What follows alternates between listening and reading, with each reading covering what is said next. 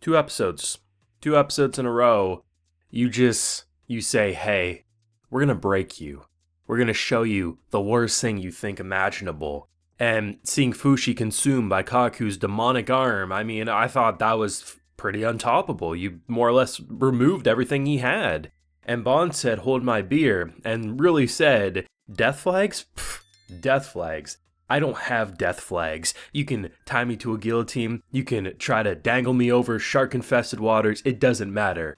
The only thing that will kill Bond is Bond himself, and the fact that he actually did it in the moment, I'm pretty furious. But there really was no other way. How would you give vision, sensation, all these things that the knockers take away from Fushi other than giving a body, a form that can literally speak to the dead? To see the wall with nothing on it, every episode since this show pretty much kicked off, we've always had something on that wall to show us what he's lost, right? And to see it finally empty, it hit so different. And seriously, at this point, I'm willing to say To Your Eternity is probably a top 10 anime for me. Like, honestly, at this point, I don't think I can deny my true feelings any longer. Now, I do have a full live reaction to today's brutal, emotional, heart-tugging episode. We have 2 episodes left to go before we say goodbye and wait for season 3. But so yeah, if you want to see my full uncut thoughts, head on over there and consider supporting, because this was a ride. I mean, seriously.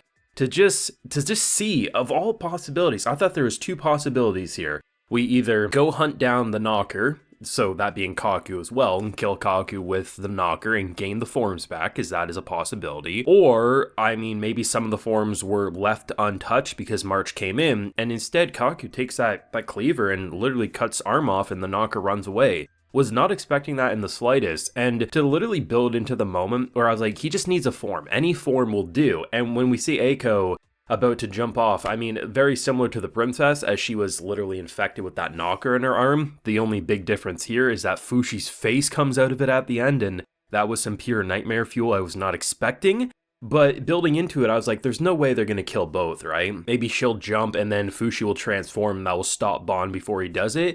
But I think there really was only one possibility. You needed to give someone a form that can see the bear, that can see Gugu, that can see Tanari, right? All these forms that travel with him for hundreds of years. Our girl March, 200 years. And the fact that when she sees our boy, she says, Uncle Bond. That hit me. That melted my heart almost immediately. And the fact that she just thanks him for taking care of her boy for all those years. I mean, just Unky Bond. I didn't know I needed that sweetness in the middle of such a despair-filled location, but that hit so much different than I was expecting. And seriously, this is the moment, right? I know there's been some people that have been a little salty that Bond never told Fushi, or that it's been a long time coming that Fushi learns about the abilities that he does have. But I think when you look at the trajectory of this entire season, it made sense to let this fester, let this build in, because this is without a doubt the right moment. When you see Bond literally give up his afterlife, he's king, he's surrounded by everyone that he loves, and he throws that crown to the ground, and then he comes back to his spirit bros and says, not today, and then they build him with all the hands touching the orb,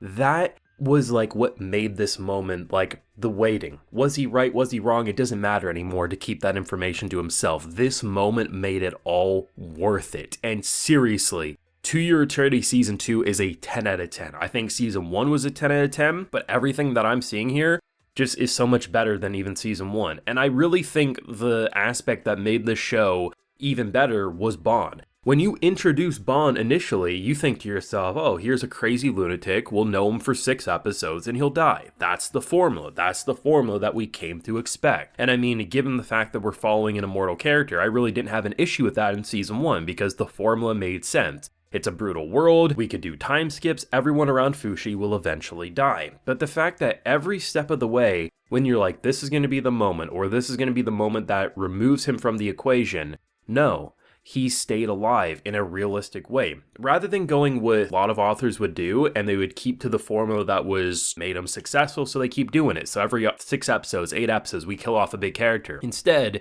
the author went in a completely different direction for this arc, and that's why with the knowledge that Fushi is now going to have leaving episode 20 of season 2, when we enter season 3, it's not going to be like season 2. It can't be. It's literally impossible at this point. And it's not going to be like season 1. The fact that this author is bold enough to seemingly change the entire foundation, the entire formula that made the show successful, not once, but seemingly twice after this season, I mean, I have to commend them. They really have crafted a magnum opus that many authors wish they could do, and the way this team brings about this production is fantastic. Yes, there's moments where you can nitpick character design consistency or some goofy faces from time to time, but when you look at the Knocker swarming like a plague of rats on the street and just the immersion to what's happening on screen, it is such a good production. And the filtering that they did to the voices initially when Fushi's like kind of cluing in, he doesn't really recognize but sees silhouettes. We can't really tell what the voices are saying or really hear their actual like who it is speaking.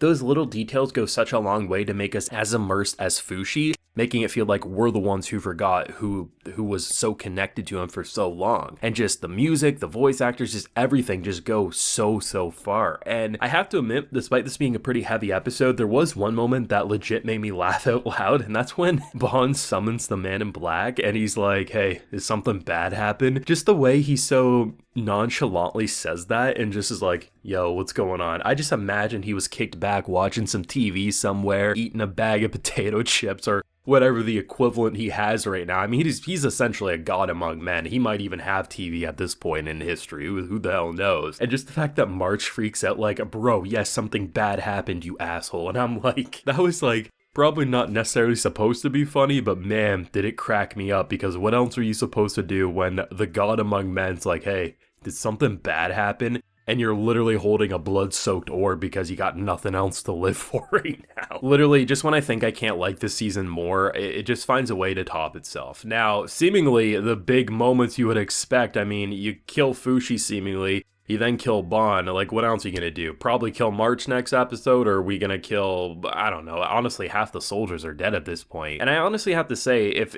in any other author's hands, I'd probably worried about mass revival. But seemingly mass revival would work in this context. For 4 days he held out for so long against an impossible army. If Fushi can come out of this victorious, revive Bond, and revive so many of these people who deserve to have their second chance, who gave their life defending others, it wouldn't feel like an ass pull. It wouldn't feel like something that feels unrewarding. And going into season 3, we would know it would be a different feeling and tone. And you know this author isn't going to pull the same punches twice, right? They're not going to do the same thing over and over again. So if Fushi is aware of revival and the complexity of life, we know season 3 and the next arc isn't going to just be season 2 or season 1. It will be a completely new ballgame, and that's honestly really exciting. But I'll pass the torch over to you. What did you think of this episode, and where do you hope to see the last couple go of season 2? Do let me know down below. Leave a like if you enjoyed, subscribe if you're new around here, be sure to ring that bell so you can get notified when I upload on the channel, and of course, as I mentioned, I do have that full live reaction available on my Patreon. And while you're there, you can also get a video shoutout. So today, we have Aranus, Sacha, Jannice Lumapas, Migs 021, Stephen Thomas, and Jen. So I appreciate the support, everyone. Please take care and have a good one.